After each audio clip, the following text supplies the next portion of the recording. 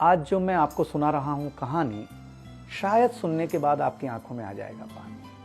ये कहानी लगन, समर्पण, निष्ठा और साथ की है। ये कहानी जितनी मेरी है उतनी ही आपकी है। इस कहानी का जो मुख्य किरदार है वो हमारे आपके जीवन का आधार है। वो आपके लिए ज़्यादा, अपने लिए कम बनी है। हाँ जी, बिल्कुल सही समझ रहे हैं आप। वो हमारे आपकी पत्नी है।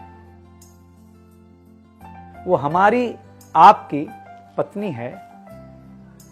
कभी आपने सोचा कि वो आप एक के साथ रिश्ता जोड़ा था, लेकिन एक के साथ रिश्ता जोड़ने के लिए उसने घर, गली, आंगन, मोहल्ला, सखी, सहेली, माँ बाप, न जाने कितनों रिश्तों से अपना मुंह मोड़ा था। याद करिए, जब आपके साथ ब्याही थी और आपके घर आई थी तो बहू, भाभी, दुल्हन, न जाने कितने नामों के साथ बुलाई जाती थी। ये सुनकर के वो मन ही मन मुस्कुराए जाती थी। घर के सारे लोग उसी के भरोसे रहते थे। शायद इसीलिए अंग्रेजी में हम उसे हाउसवाइफ कहते थे। कुछ ही दिनों तक उसने दुल्हन होने का आनंद जिया। फिर झाड़ू, पोछा, बर्तन, चूल्हा, चौका, इन सब ने उसको जकड़ लिया। रोज हमारे लिए नाश्ते से लेकर खाने तक कुछ खास रखना, हमारी लंबी उम्र के लिए न जाने कितने उपवास रखना। कुछ महीनों बाद किलकारी गूंजी तो सारे ख्वाब सजे। वो मां बनी तो हम भी बाप बने। जैसे जैसे वो उम्र की सीढ़ियां चढ़ती गई, जैसे जैसे वो उम्र की सीढ़ियां चढ़ती गई, जवाबदारियां कुछ न कुछ रोज बढ़ती गईं। एक तरफ बच्चे पे नजर, दूसरी ओर मैं ऑफिस के लिए लेट न हो जाऊं इस बात का डर। सब कुछ बराबर हो, कुछ रह न जाए, और इस बात पर भी ध्यान कि गैस पर रखा हुआ दूध कहीं बह न जाए।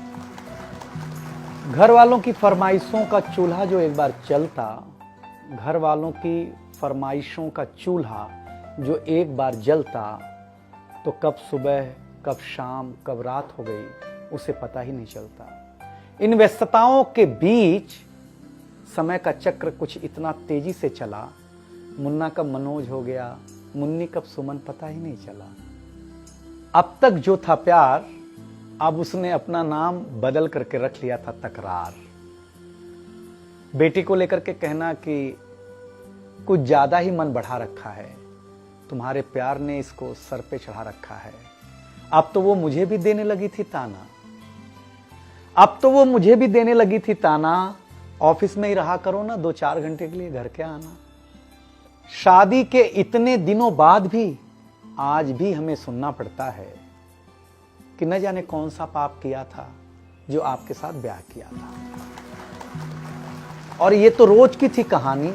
कितना जोर से कहना कि घर के सारे सदस्य सुन लें कि एक दिन बीमार होती हूं ना, तो एक दिन बीमार होने पर किसी को कोई देता नहीं है 1 गिलास पानी, लेकिन जैसे ही उसे आपके तबीयत खराब होने का होता आभास, आकर के बैठ जाती थी आपके पास।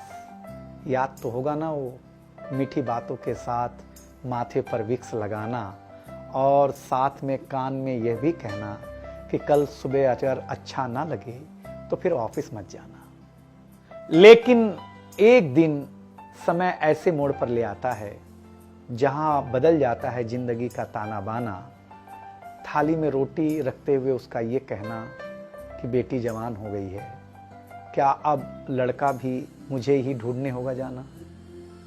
शादी तय हो जाने के बाद 1-1 रुपया जोड़ना, पैसे कम पड़ने पर खुद का कंगन तोड़ना, सब कुछ हो जाएगा मुझे ढाढ़स बढ़ाना, सब कुछ हो जाएगा मुझे ढाढ़स बढ़ाना। विवाह का गीत खुद रोते हुए गाना। याद तो होगा ना आप लोगों को ये गुजरा हुआ जमाना। कुछ समय बाद जब हम जवाबदारियों से मुक्त हो जाते हैं तो कुछ ज्यादा ही धर्मयुक्त हो जाते हैं। उम्र के अंतिम पड़ाव पर हम बीमारियों के बीच जीने लगे हैं। बिना शक्कर की चाय पीने लगे हैं। लेकिन सच ये है कि जब तक हमारी आपकी पत्नी साथ है, चाय मीठी हो न हो, लेकिन जिंदगी में पूरी मिठास है।